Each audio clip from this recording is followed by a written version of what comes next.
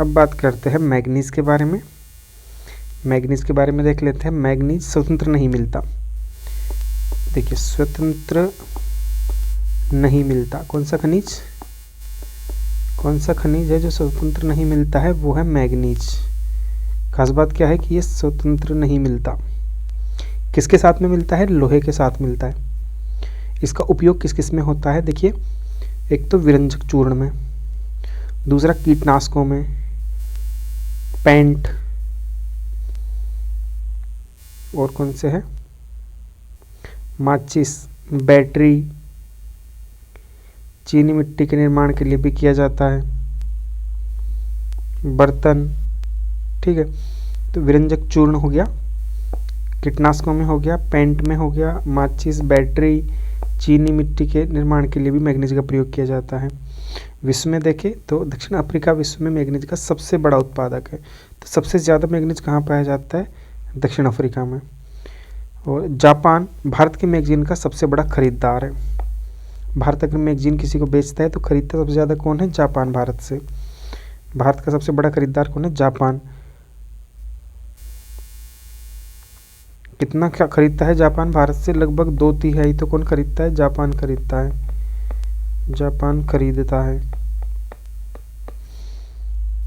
ठीक है, तो मैग्नीज के बारे में ये बात ध्यान रखनी है। सबसे पहले तो स्वतंत्र नहीं मिलता है, ये हमेशा लोहे के साथ मिलता है ना। और इसका उपयोग हमें बताइए, बैटरी में हो गया, इलेक्ट्रॉनिक्स, ये जो है देखिए अब विरंजक चूर्ण, कीटनाशक, पेंट, बर्तन, माचिस, बैटरी, चीनी मिट्टी, इतनी सारी चीज़ों में काम में आता है। और दक्षिण अफ्रीका में जो है सबसे ज़्यादा मिलता है, और जापान सबसे बड़ा खरीदार है। और भारत के कुल मैगजीन निर्यात का लगभग 2/3 हिस्सा खरीदता है। ठीक है, जापान खरीदता है। ठीक है, मैग्नीज। अब बात कर लेते हैं लौह इस्पात की। तो लौह इस्पात उद्योग के लिए देखिए अब कच्चा माल क्या क्या होता है। लौह इस्पात उद्योग में कच्चा माल में चूना पत्थर का प्रयोग किया जाता है, डोलोमाइट की आवश्यकता पड़ती है, मैग्नीज और अग्निसह मृत्तिका। ठीक है, तो चूना पत्थर, डोलोमाइट, मैग्नीज, अग्निसह मृत्तिका, ये किस में काम आती है? लौह इस्पात उद्योग में। आगे देखते हैं जे फार्म। जे फार्म क्या होता है? जे फार्म देखिए आप एक तरीके की बिक्री रसीद होती है। और पंजाब भारत का ऐसा पहला राज्य बन गया है जो क्या करता है, रबी मौसम की खरीद से किसानों को तत्काल रूप से डिजिटल फार्म जे प्रदान करेगा। तो रबी मौसम की जो फसल थी उसकी खरीद के लिए जे फार्म लागू है। जे फार्म क्या है? एक तरीके की बिक्री रसीद है। ठीक है, और इस बिक्री रसीद को आप डिजी लॉकर के रूप में भी स्टोर कर सकते हैं। तो जे फार्म क्या है? जे फार्म देख के घबराना नहीं है, नया सा शब्द लगता है थोड़ा सा, लेकिन ये एक तरीके की रसीद है, बिक्री की रसीद। ठीक है, आगे देखते हैं, तांबे के बारे में जान लेते हैं। तांबा देखिए आप, भारत इसका शुद्ध आयातक है। भारत तांबे का शुद्ध आयातक है। अब देखिए भारत में तांबा कहाँ कहाँ मिलता है? झारखंड के सिंह भूमि में, एमपी के बालाघाट में, राजस्थान के झुंझुनू में भी, झुंझुनू खेतड़ी आपने सुना ही होगा, अलवर है ना। फिर तो देखिए झारखंड में हो गया, एमपी में हो गया और राजस्थान में हो गया। भारत में अब ये मात्रा तो नहीं पूछेगा कितना मिलता है। सबसे बड़ा भंडार जो है तांबे का कहाँ पर है? राजस्थान में। राजस्थान का भी खेतड़ी बहुत फेमस है इस चीज़ के लिए। एमपी प्रमुख उत्पादक राज्य है। बाकी देखिए आप एमपी में भी ठीक तांबा होता है, फिर राजस्थान, झारखंड। आपको क्रम एक बार चेक कर लेना है इसका कि तांबा कहाँ कहाँ सबसे ज़्यादा मिलता है, ये मैं आपके ऊपर छोड़ता हूँ। आगे देखते हैं, तांबा उत्पादन की सबसे बड़ी खदान कौन सी है? अगर इस पर बात करें हम तो ये है कौन सी? मलाजखंड।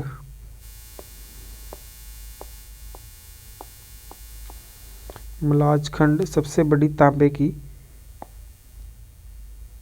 क्या है? खदान है।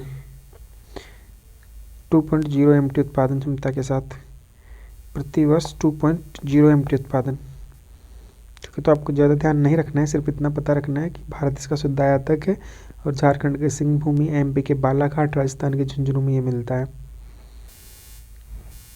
सौर ऊर्जा के बारे में देख लेते हैं। सौर ऊर्जा मिशन का लक्ष्य कितना है हमारा, पहले तो टारगेट देखते हैं। 2022 तक हमें 100 गीगावाट और 2030 तक 300 गीगावाट। भारत वर्तमान में संस्थापित सौर ऊर्जा क्षमता के मामले में 5वें स्थान पर है। सौर ऊर्जा के मामले में भारत 5वें स्थान पर है। टारगेट एक बार आपको चेक कर लेना है, शायद ये चेंज हो गया है, तो एक बार देख लेना है। वैसे जो पुराना हमारा टारगेट रखा गया था वो 2022 तक 100 गीगावाट और 2030 तक 300 गीगावाट, लेकिन चेक कर लेना है।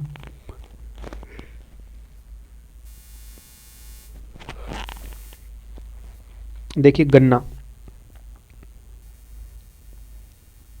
के बारे में, गन्ना के लिए देखिए कैसी परिस्थितियाँ चाहिए। गन्ने के लिए हमें प्रचुर मात्रा में तो वर्षा चाहिए और धूप भी ठीक ठाक चाहिए, है ना।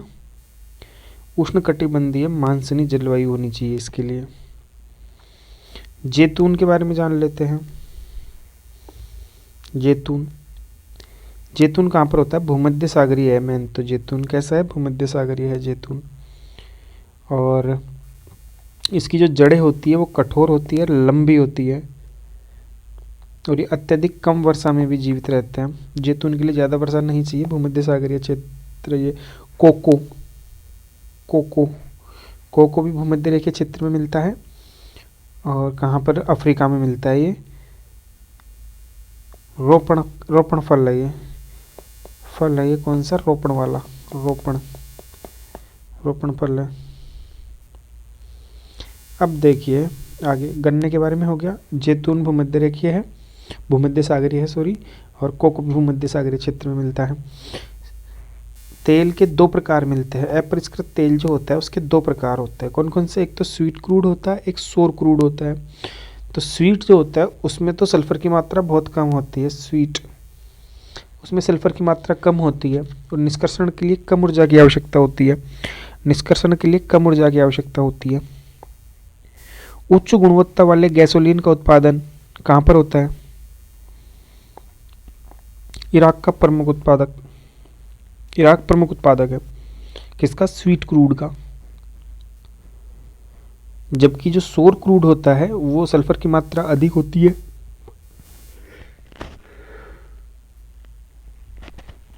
इसमें अशुद्धियाँ भी बहुत ज़्यादा होती है। और वेनेजुएला में सोर क्रूड ऑयल का प्रमुख उत्पादक देश है। तो सोर क्रूड तो कहाँ पे मिला, वेनेजुएला में, और स्वीट क्रूड कहाँ पे मिला, इराक में। तो स्वीट कैसा होता है, अच्छा होता है, इसमें सल्फर की मात्रा कम होती है, कम ऊर्जा की आवश्यकता होती है निष्कर्षण हेतु, गैसोलीन का उत्पादन होता है ना। और उधर देखते हैं हम लोग सोर क्रूड में, तो वहाँ पे सल्फर की मात्रा अधिक होती है, अशुद्धियाँ बहुत ज़्यादा होती है। वेनेजुएला में सोर क्रूड होता है, वेनेजुएला में। सामूहिक कृषि या काला खोज कहाँ पर होती है, सोवियत संघ में प्रारंभ हुई थी। सामूहिक कृषि या काला खोज, क्या बोलते हैं, काला खोज बोलते हैं किसको, सामूहिक कृषि को। कहाँ पर, सोवियत संघ में, वहाँ पर शुरू हुई थी। दाल के बारे में जान लेते हैं। दाल की कुछ विशेषताएं है। दाल खूब खाते हैं हम लोग, प्रोटीन का बढ़िया स्रोत है ये। और सबसे बड़ा आयातक कौन है दाल का, भारत है। और सबसे बड़ा उत्पादक, उपभोक्ता भी भारतीय है। और वैश्विक उत्पाद का लगभग 24% होता है हमारे यहाँ पे। वैश्विक उत्पादन का 24% दाल हो जाता है हमारे यहाँ पे। अरहर को छोड़कर सभी दालें वायु से नाइट्रोजन को स्थिरीकरण करके मृदा उर्वरता करती है। तो अरहर क्या करती है, अरहर की मृदा नाइट्रोजन को स्थिरीकरण नहीं करती है शायद, है ना। अरहर ये ध्यान रखना है। अरहर नाइट्रोजन का स्थिरीकरण करके मृदा की उर्वरता को नहीं बढ़ाती है। कौन सी, अरहर अलग हो गई।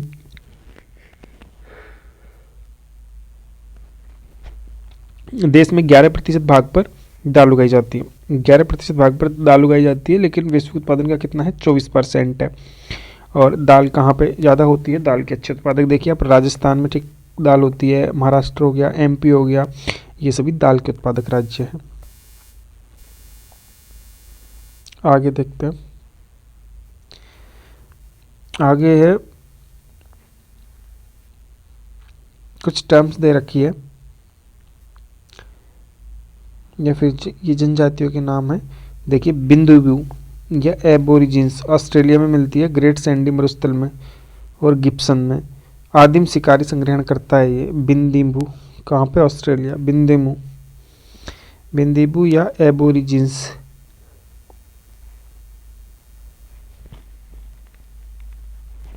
बिंदीबू या एबोरिजिन्स। एक है बुशमैन, बुशमैन कहाँ पर है? अफ्रीका में। और गोबी मंगोल, गोबी मंगोल खानाबदोश जाती है, चीन में मिलती है। तो बुशमैन तो कालाहारी में मिलेगी, कालाहारी कहाँ पर है? अफ्रीका में। ऑस्ट्रेलिया में गिब्सन है, ग्रेट सैंडी मरुस्थल है ऑस्ट्रेलिया में, तो यहाँ पे कौन सी मिलती है? बिंदीबू। और अफ्रीका के कालाहारी में कौन सी मिलती है? बुशमैन। गोबी मंगोल ये कहाँ पे मिलती है? चीन में मिलती है, ये तो सब जानते हैं। बुशमैन अफ्रीका का भी पता होता है। ये बिंदीबू थोड़ा सा ध्यान में रखना है, बिंदीबू या एबोरिजिन्स, ये कहाँ पे मिलता है? ऑस्ट्रेलिया में। बिंदीबू या एबोरिजिन्स, इस पे थोड़ा सा गौर करना है, क्या है? बिंदीबू या एबोरिजिन्स। बिंदीबू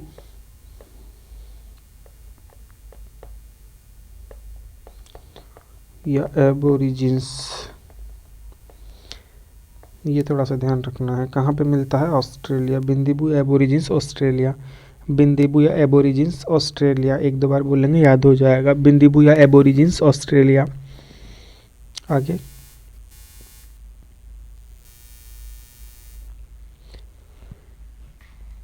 भारतीय टेंट कुर्म, भारतीय टेंट कुर्म, इसके बारे में जान लेते हैं। भारतीय टेंट कुर्म ये क्या है?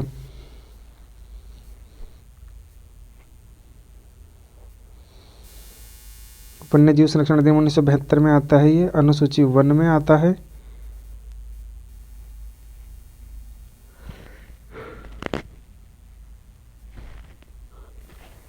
उड़ीसा, महाराष्ट्र, आंध्र, असम, एमपी आदि में मिलता है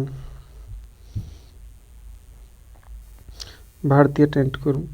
उतना इम्पोर्टेंट नहीं है, ये आपको एक बार एनवायरनमेंट वाला चैप्टर पढ़ेंगे उसमें बढ़ा दिया जाएगा। आगे देखते हैं राष्ट्रीय कृषि आयोग। राष्ट्रीय कृषि आयोग ने देश को 127 कृषि जलवायु क्षेत्रों में वर्गीकृत किया है। कितने में? 127। योजना आयोग ने 15 व्यापक कृषि जलवायु क्षेत्रों में, और योजना आयोग ने बांटा है 15 में। योजना आयोग ने तो बांटा है 15 में, और कृषि आयोग ने बांटा है 127 कृषि जलवायु क्षेत्रों में।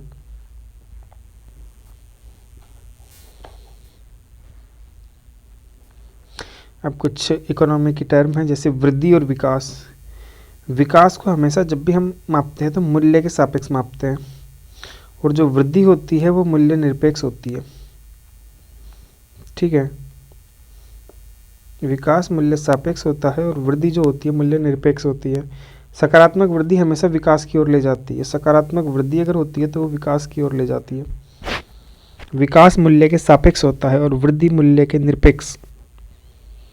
वृद्धि और विकास, विकास व्यापक टर्म हो गया। आगे देखते हैं, कुछ तेल क्षेत्रों के नाम दे रखे हैं जो अलग अलग कंट्रीज़ में हैं। वैसे तो आप मैप वाले सेक्शन में ये पढ़ सकते हैं, लेकिन यहाँ भी एक बार देख लेते हैं। सऊदी अरब, सऊदी अरब में एक जगह है गवार। सऊदी अरब, सऊदी अरब में एक जगह गवार, गवार। सऊदी अरब। बरगान, बरगान कहाँ पे पड़ता है? कुवैत में। बरगान का तेल क्षेत्र का है कुवैत।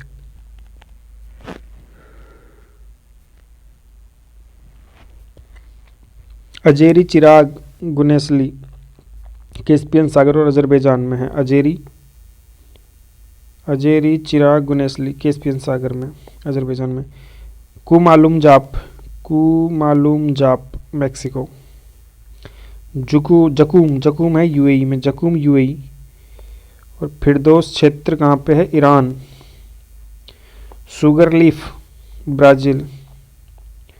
बोलीवर तटीय क्षेत्र कहाँ पर है? वेनेजुएला में। तो यहाँ पे क्या मिलता है? तेल के क्षेत्र है ये।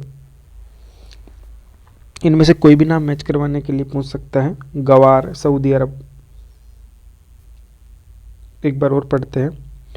गवार सऊदी अरब, बरगान कुवैत,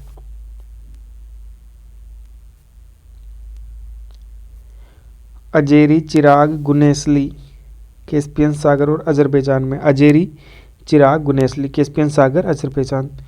कुमालुक जाप मैक्सिको में है। जुकूम, जकूम, जकूम यूएई। फिरदौस तेल क्षेत्र ईरान। सुगरली ब्राजील। बोलीवर तटीय क्षेत्र वेनेजुएला। विश्व के 5 सबसे बड़े अपतटीय तेल क्षेत्र कौन कौन से हैं वो देख लेते हैं एक बार। साफनिया, साफनिया कहाँ पर है? साफनिया, साफनिया है फारस की खाड़ी में।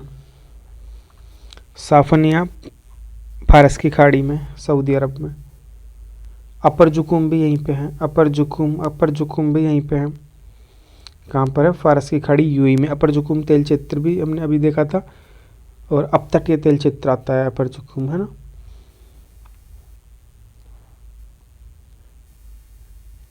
कारगन, कासगन, कासगन कैस्पियन सागर में, कजाकिस्तान में। लूला, लूला भी अपतटीय क्षेत्र है। कहाँ पर है? ब्राजील में।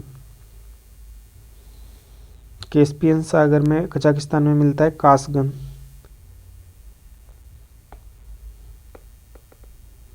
मैनीफा, मैनीफा फारस की खाड़ी, सऊदी अरब। देखो यूएई, यूएई, संयुक्त अरब अमीरात, और एक है सऊदी अरब साफनिया, और ब्राज़ील में लूला। तो ये तेल क्षेत्र है, ध्यान रखना है।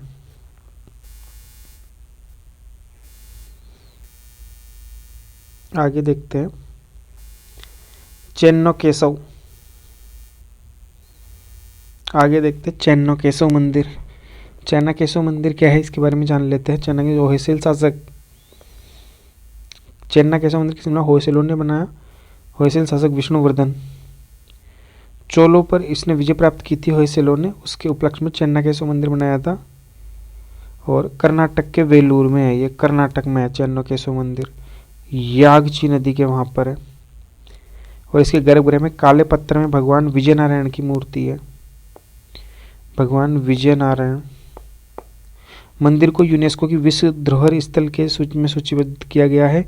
और रथोत्थान कुरान से शुरू, इसी पर विरोध। रथोत्थान कुरान से शुरू, इसका जो रथोत्सव है, रथोत्सव जो होता है वो कुरान से शुरू होता है। ये बहुत अच्छी बात है। देखो मंदिर हिंदू है लेकिन शुरू किससे हो रहा है? कुरान से।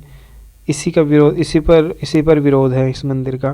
टेढ़ी मेढ़ी दीवारों के कारण भगवान की 24 रूपों की आकृतियां प्रकाश व छाया से अलग अलग प्रदर्शित होती है। कितने रूपों की? 24 रूपों की आकृतियां है, प्रकाश व छाया से अलग अलग प्रदर्शित। और कैसा होता है? ये तारे के आकार का है, गरुड़ की मूर्ति है इसमें, और गुरुत्वाकर्षण स्तंभ भी है।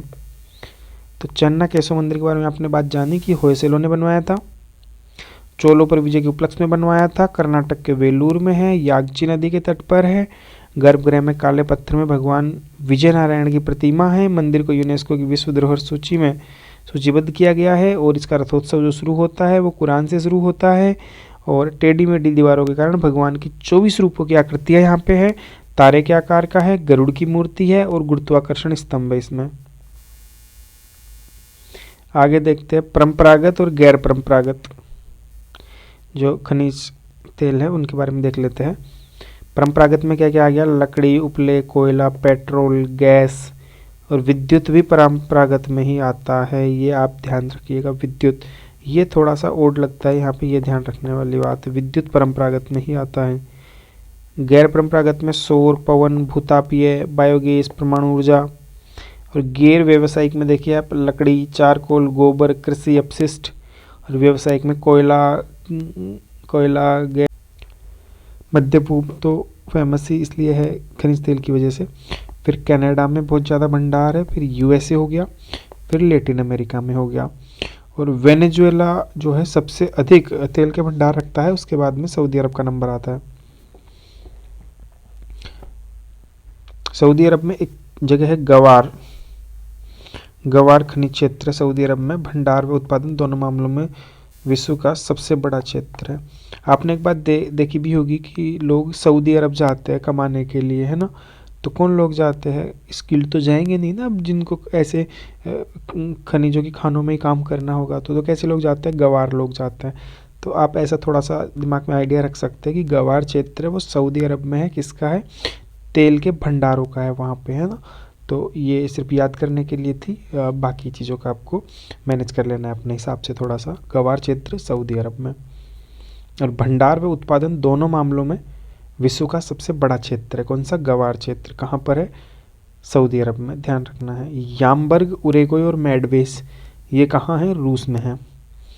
और तेल गैसों की हमने थोड़ी देर पहले भी बात की थी, ये क्षेत्र थे, जैसे गवार की हम लोग बात कर चुके थे, सऊदी अरब में है। एक हमने बात की थी जो अपतटीय तेल क्षेत्र थे उसमें साफनिया, साफनिया साफनिया भी सऊदी अरब में ही है।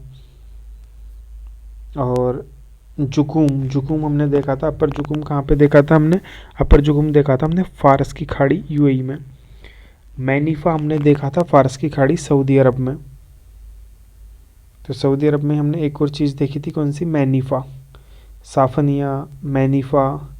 कासगन कहाँ पे देखा था हमने, कजाकिस्तान में। और लूला ब्राज़ील में देखा था। ये अपतटीय तेल क्षेत्र मैच करने के लिए दे सकता है, लूला ब्राज़ील, कासगन कैस्पियन सागर कजाकिस्तान में, और मैनीफा सऊदी अरब, अपर जुकूम फारस की खाड़ी यूएई, और साफनिया सऊदी अरब। तो मोटा मोटा इनका भी आइडिया रखना है। आगे देखते हैं, देखिए ओपेक और नॉन ओपेक। ओपेक कंट्री जो है उनके पास वो जो उत्पादन करते हैं क्रूड ऑयल का, कितना करते हैं, लगभग 79.4%, और नॉन ओपेक जो है वो 20.6% करते हैं। तो लगभग 80% तेल देखिए ओपेक कंट्रीज ही उत्पादित करती है। एक स्कीम दे रखी है पीएम दक्ष, सामाजिक न्याय एवं अधिकारिता मंत्रालय की है। इसका टारगेट क्या है पीएम दक्ष का, कि एससी, ओबीसी और सफाई कर्मचारी को निःशुल्क प्रशिक्षण प्रदान करना है। और इसके लिए जो योग्यताएं रखी गई है वो है कि एससी, ओबीसी, विमुक्त जनजातियों, कचरा बीनने वाले, हाथ से मैला ढोने वाले, ट्रांसजेंडर और अन्य समान श्रेणियों के हाशिए पर रहने वाले व्यक्ति इसके पात्र होते हैं।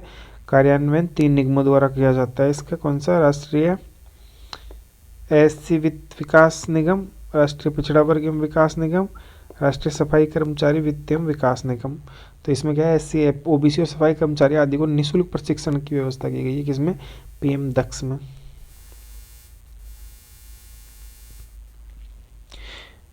अब देखिए कोयला उत्पादन में, हम कोयले की बात पहले भी कर चुके हैं।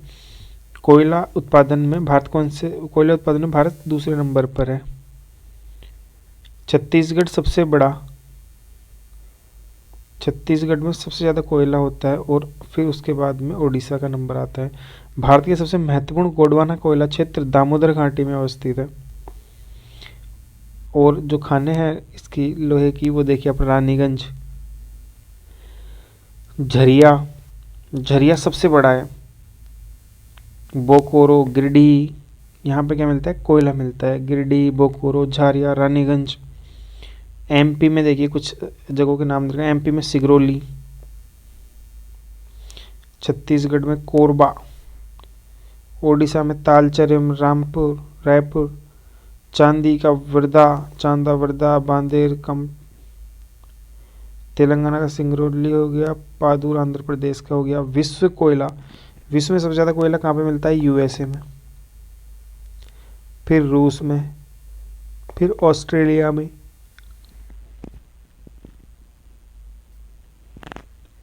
देखिए कोयला सुपर पावर्स के पास ही है, यूएसए हो गया, रूसी संघ हो गया, चीन से ज़्यादा ऑस्ट्रेलिया में है, ये ध्यान रखना है। अगली बात पे आता है, झूमिंग कृषि की बात कर लेते हैं। झूमिंग की कृषि की हम लोग पहले भी बात कर चुके हैं। झूमिंग कृषि को जगहों पे अलग अलग नामों से जाना जाता है। मिल्पा हमने पढ़ा था कि मैक्सिको में मिल्का पे नाम से जाना जाता है। लद्दाख में हमने देखा था कि मलेशिया में लद्दाख के नाम से जाना जाता है झूम कृषि को। अगला है, कुछ नदियों के नाम दे रखे हैं और कहाँ गिरती है वो देख लेते हैं। राइन नदी, राइन नदी कहाँ गिरती है, उत्तरी सागर में विलीन हो जाती है। राइन नदी उत्तरी सागर में विलीन हो जाती है जैसे। और कहाँ कहाँ बहती है देखिए, Swiss, Germany, France, Belgium, Netherlands, Austria. अब बात करते हैं डेन्यूब नदी की। तो डेन्यूब नदी का क्या हाल है देखिए, रूस की वोल्गा नदी के बाद यही यूरोप की दूसरी सबसे लंबी नदी है। यूरोप की दूसरी सबसे लंबी नदी है कौन सी? डैन्यूब नदी। ब्लैक फॉरेस्ट से काला सागर तक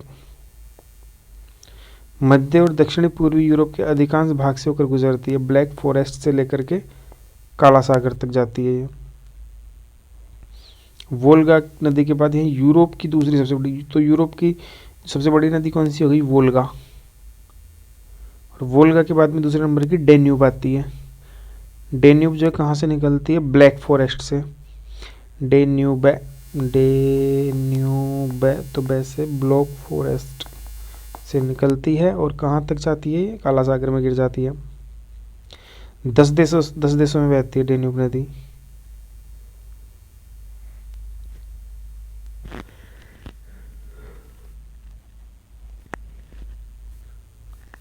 तो देखिए राइन नदी कहाँ गिरती है? उत्तरी सागर में। डेन्यूब नदी कहाँ गिरती है? काला सागर में। मिसिसिपी नदी पूरी तरह यूएसए में बहती है। नॉर्थ अमेरिका की दूसरी सबसे लंबी नदी विलीन कहाँ होती है? मैक्सिको की खाड़ी में मिल जाती है। इरास्का झील से निकलती है। फिर वोल्गो हमने देखी थी, सबसे लंबी नदी है। इसके बाद डेन्यूब का नंबर आता है। मध्य रूस से दक्षिणी रूस तक प्रभावित होते हैं, मध्य रूस से दक्षिणी रूस तक प्रभावित होते हुए कैस्पियन सागर में विलीन हो जाती है। तो हमने 4 नदियाँ पढ़ी। कौन कौन सी? राइन कहाँ गिरती है? उत्तरी सागर में गिरती है। हमने पढ़ी डेन्यूब नदी कहाँ गिरती है? काला सागर में गिरती है। ब्लैक फॉरेस्ट से काला सागर तक जाती है। मिसिसिपी नदी हमने देखा यूएसए में बहती है। नॉर्थ अमेरिका की सबसे लंबी नदी है और मैक्सिको की खाड़ी में गिरती है मिसिसिपी। और फिर बच गया वोल्गा कहाँ की है? ये सबसे बड़ी नदी है यूरोप की और मध्य रूस से दक्षिणी रूस तक प्रवाहित होते हुए कैस्पियन सागर में विलीन हो जाती है। अब देखते हैं कोल बेड मीथेन के बारे में। आपने सुना होगा कोल बेड मीथेन क्या होता है? ये कोल बेड मीथेन प्राकृतिक गैस का एक अपरंपरागत रूप है जो कोयला निक्षेपों या कोयला संयंत्रों में पाया जाता है। कोयला निक्षेपों में मिलता है ये या कोयला के संयंत्रों में मिलता है क्या? Coal bed methane. और इसका निर्माण क्या होता है? इसका निर्माण कैसे होता है? मतलब एक तो कोयला बनने की प्रक्रिया के दौरान हो जाता है कोल बेड मीथेन का प्रयोग और एक कोयलाकरण में। भारत के पास विश्व का 5वां सबसे बड़ा प्रमाणित कोयला भंडार है। भारत विश्व में कौन सा स्थान रखता है कोयला उत्पादन के मामले में? 5वां नंबर। आगे